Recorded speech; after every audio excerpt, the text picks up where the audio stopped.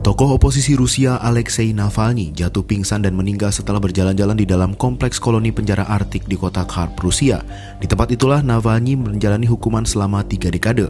Kabar mengejutkan itu diumumkan Lembaga Pemasyarakatan Federal Rusia Jumat 16 Februari 2024.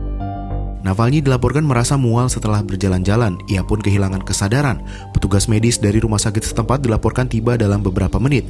Selama setengah jam, petugas berusaha menyadarkan Navalny tetapi gagal. Adapun penyebab kematian Navalny sedang diselidiki. Respons amarah, protes, dan berbagai tuduhan melayang dari komunitas internasional terhadap pemerintahan Presiden Rusia Vladimir Putin. Kremlin dituding bertanggung jawab karena Navalny dicurigai dibunuh.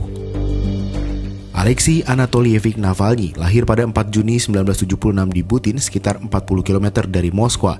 Ia dibesarkan di Obnin, sekitar 100 km dari Moskwa. Ia meraih gelar sarjana hukum pada 1998 dan mendapat beasiswa di Universitas Yale pada 2010.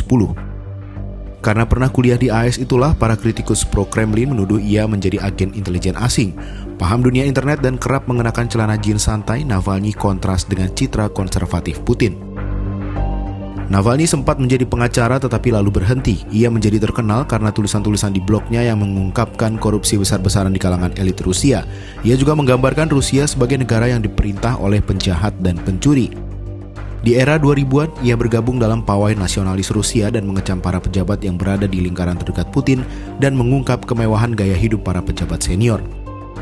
Navalny sudah lama meramalkan Rusia akan menghadapi gejolak politik yang dahsyat termasuk revolusi, sebab menurut dia Putin telah membangun sistem pemerintahan pribadi yang rapuh dan korup. Kremlin menampih tuduhan Navalny soal korupsi besar-besaran dan kekayaan pribadi Putin.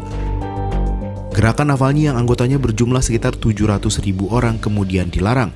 Sebagian besar sekutunya sudah meninggalkan Rusia dan kini tinggal di negara lain di Eropa.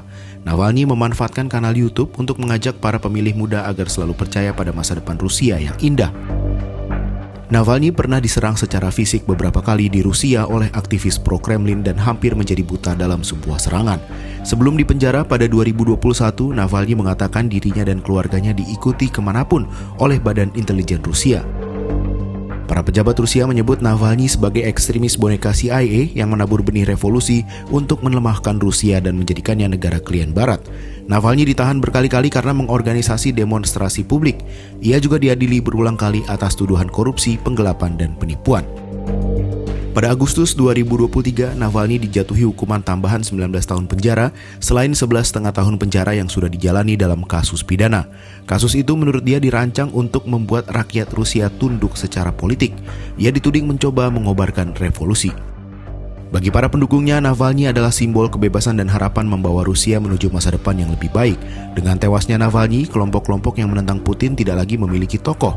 Tidak ada lagi kandidat yang jelas untuk melawan Putin dalam pemilihan presiden Rusia pada Maret 2024. Para pendukung Navalny menggambarkan dia sebagai Nelson Mandela versi Rusia yang suatu hari nanti akan dibebaskan dari penjara untuk memimpin Rusia. Dia dikagumi banyak kalangan oposisi Rusia karena secara sukarela kembali ke Rusia pada 2021 dari Jerman. Sementara itu, Presiden Rusia Vladimir Putin membantah tudingan percobaan pembunuhan pada Navalny. Putin justru menyebut kalaupun benar-benar ingin melenyapkan Navalny, sudah pasti dia akan menyelesaikannya hingga tuntas.